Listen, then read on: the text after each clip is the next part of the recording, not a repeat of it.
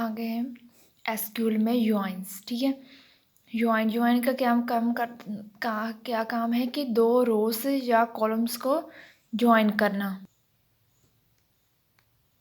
Join SQL means कि दो tables की दो रोस को आपस में ज्वाइन करना। Joins are used to combine rows from 2 और more tables based on related column between those table.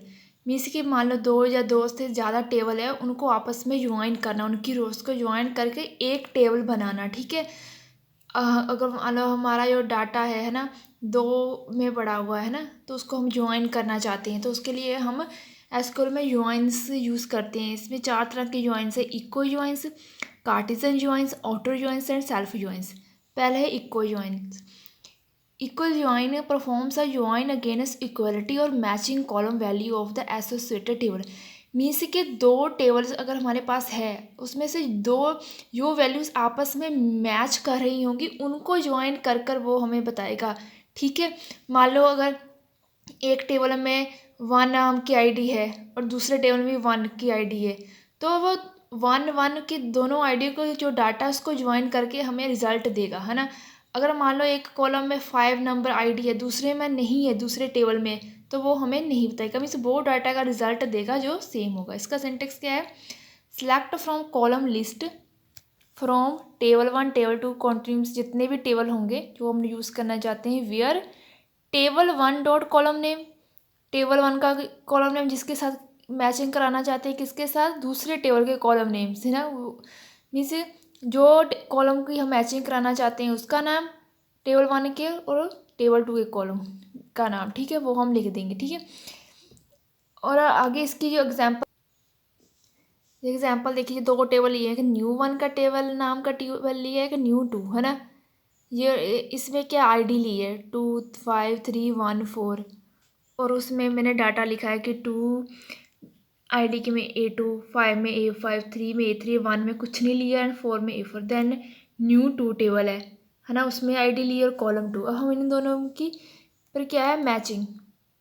इस पर हमने क्या है? इक्वल ज्वाइन लिया। ये एक टेबल है न्यू 1 का, ये है न्यू 2, इस पर हम इक्वल ज्वाइन लगाएंगे। इसकी क्वेरी क्या है जो हमने अभी सिंटेक्स बताया था? Select star from new 1 table का नेम, है ना। ज्वाइन किसके साथ हमने ज्वाइन करना है? न्यू 2 दूसरे टेबल के साथ ज्वाइन करना है ना।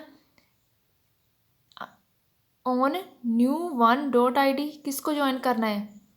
इसकी आईडी को, न्यू 1 की आईडी को इज इक्वल टू न्यू 2 की आईडी।